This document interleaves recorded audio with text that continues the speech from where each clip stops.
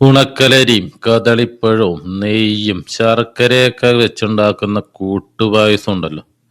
ഇപ്പൊ അമ്പലത്തിലേക്കൊക്കെ പോകുമ്പോ ഇതിന്റെയൊക്കെ സ്മെല്ലടിക്കുമ്പോഴേ ഒരു പ്രത്യേക ഫീലാണ്. ഈ വൃശ്ചിക മാസം ആയതോടുകൂടി മണ്ഡലകാലം അതുപോലെ തന്നെ ഉത്സവകാലങ്ങളും കൂടി തുടങ്ങുകയാണ്. ഒരു തൃപ്പൂണിത്തുറക്കാരനായ ഞാന് ഇപ്പൊ വിദേശത്താണെങ്കിലും എൻ്റെ മനസ്സ് മുഴുവനും ഇപ്പോ നാട്ടിലാണ്. പ്രത്യേകിച്ച് തൃപ്പൂണിത്തുറ അമ്പലത്തില് ഉത്സവം നടക്കുന്ന സമയത്ത് ഏതൊരു തൃപ്പൂണിത്തുറക്കാരനും ആഗ്രഹിക്കുന്ന ഒരു കാര്യമാണ് നാട്ടിലുണ്ടാവേണ്ടത്. നാട്ടിലെത്താൻ പറ്റിയില്ലെങ്കിലും ഓൺലൈൻ മീഡിയയിലൂടെ ഉത്സവം കാണാനുള്ള ഭാഗ്യമുണ്ട്. 10-20 വർഷക്കാലേ അമ്പലമായിട്ട് ബന്ധപ്പെട്ട് ജോലിയും അതുപോലെ തന്നെ കമ്മിറ്റിയിലൊക്കെ വർക്ക് ചെയ്തുകൊണ്ട് ഈ ഉത്സവകാലം വരുമ്പോൾ എപ്പോഴും ഒരു നിരാശയാണ് നാട്ടിലേക്കൊക്കെ എത്താൻ പറ്റാത്തതുകൊണ്ട്. അങ്ങനെയുള്ള സമയങ്ങളിൽ ഇതേപോലെ ഞാൻ ഇടയ്ക്ക് അമ്പലത്തിൽ കിട്ടാറുള്ള പായസങ്ങളൊക്കെ വെക്കാറുണ്ട്. കൂട്ടുപായസം, പാൽപ്പായസം, അതുപോലെ നെയ്പായസങ്ങൾ ഇതേപോലെയൊക്കെ ഒന്ന് കഴിക്കാൻ ആഗ്രഹിക്കുമ്പോ ചെയ്തു നോക്കാറുണ്ട്.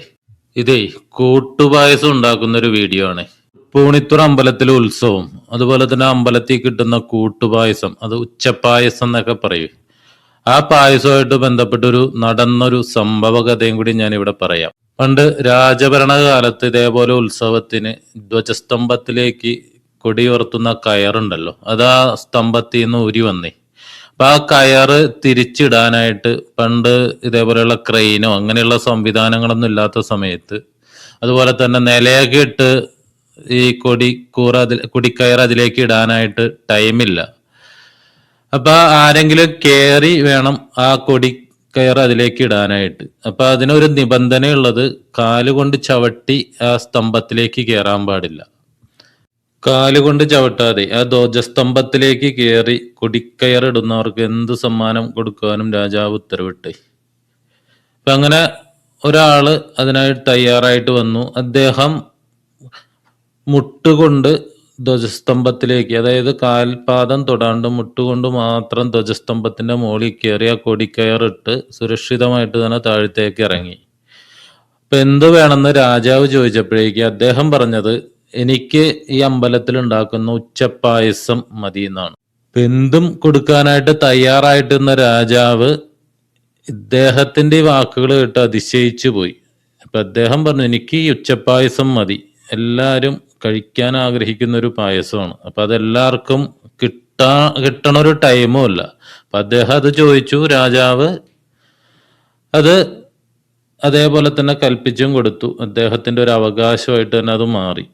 ഇത് അതേപോലെയുള്ള പായസം ഒന്നും ആയിരിക്കില്ല, ജസ്റ്റ് ഒരു കൂട്ടുപായസം ഉണ്ടാക്കുന്ന ഒരു വീഡിയോ ആണ്. നല്ല ഉണക്കലരി കഴുകി നല്ലവണ്ണം വേവിച്ചെടുത്തിട്ട് അതിലേക്ക് ശർക്കര ഇട്ട് കൊടുക്കുക. ശർക്കരയുടെ കുത്തങ്ങോട്ട് മാറുമ്പോഴേക്കും ഒരു നാളികേരം ചിരവിയത്, ഒരു മുറി നാളികേരം ചിരവിയതും കൂടി അതിലേക്ക് ഇട്ട് നല്ല രീതിയിൽ ഇളക്കിയിട്ട് അതിലേക്ക് കുറച്ച് പഴം കൂടിയും ചേർത്ത് കൊടുക്കണം. ഇപ്പൊ അമ്പലങ്ങളിലൊക്കെ ഉണ്ടാക്കുമ്പോഴേക്കും ഇതിലേക്ക് കദളിപ്പഴമാണ് ചേർത്ത് കൊടുക്കുന്നത്. നല്ല പഴുത്ത കദളിപ്പഴം ഉണ്ടല്ലോ, നല്ല മണമായിരിക്കും. അതുപോലെ തന്നെ നല്ല രുചിയാണ് കദളിപ്പഴം നല്ലവണ്ണം പഴുത്തു കഴിഞ്ഞാല്. അപ്പൊ ആ കദളിപ്പഴവും കൂടി അങ്ങോട്ട് ഇടുമ്പോഴേക്ക് ഈ കൂട്ടുപായസത്തിന് വേറൊരു പ്രത്യേക സ്മെല്ലും അതുപോലെ തന്നെ രുചിയായിരിക്കും. ഇത് കദളിപ്പഴമൊന്നും ഇവിടെ കിട്ടാത്തതുകൊണ്ട് ഞാൻ കുറച്ച് മൈസൂർ പഴം, അതായത് ഈ പഴത്തിനും നല്ല സ്മെല്ലും ഉണ്ടാവും, അതുപോലെ തന്നെ നല്ല മധുരമാണ്. അപ്പൊ ആ പഴവും കൂടി അങ്ങോട്ട് മുറിച്ച് ഒന്ന് നല്ലവണ്ണം ഇളക്കിയിട്ട് കുറച്ച് നെയ്യും കൂടി ഒഴിച്ചു കൊടുക്കണേ. അപ്പൊ ഒരു സ്പൂൺ നെയ്യും കൂടി അങ്ങോട്ട് ഇടാം. അപ്പൊ ഈ നെയ്യ് ഇടുമ്പോഴേക്കും നമ്മൾ നാട്ടിലേക്കാണ് അല്ലെങ്കിൽ തുളസിയൊക്കെ കിട്ടുന്ന സ്ഥലമാണെങ്കിൽ ഒരു തുളസിക്കതിരും കൂടി അതിലേക്ക് ഇട്ട് കഴിഞ്ഞാൽ പായസത്തിന് ഒന്നും കൂടി ഒന്ന് രുചി കൂടും. ഇപ്പൊ തുളസിക്കതിരൊന്നും കിട്ടാത്തതുകൊണ്ട് ഞാൻ ഒരു ടീസ്പൂൺ നെയ്യും കൂടി അതിലേക്ക് ഒഴിച്ച് ഒന്ന് ഇളക്കി ഒന്ന് അടച്ച് വെച്ച് കഴിയുമ്പോഴേക്കും പായസം നല്ല അടിപൊളിയായിട്ട് കട്ടിയാവും, നല്ല സെറ്റാവും. നല്ല സൂപ്പർ കൂട്ടുപായസവും നല്ല സ്മെല്ലാണ്. വാഴയില കിട്ടുവാണെങ്കിൽ ആ വാഴയിലയിലേക്ക് ഈ പായസം അങ്ങോട്ട് ഇട്ട് കഴിഞ്ഞാൽ ഒന്നും കൂടി അടിപൊളിയാവും. അപ്പൊ ഇതേപോലെ പുറം നാടുകളിലൊക്കെ ഉള്ളവര്, വിദേശ രാജ്യങ്ങളിലൊക്കെ ആണെങ്കിൽ ഇതേപോലെ കഴിക്കണം എന്ന് ആഗ്രഹം ഉണ്ടെങ്കിൽ ഒന്ന് ചെയ്തു നോക്കിക്കോ, നല്ല അടിപൊളിയാണ്. നിങ്ങളുടെ പരിസരത്തുള്ള അമ്പലത്തിലെത്തിയൊരു ഫീൽ ഉണ്ടാവും.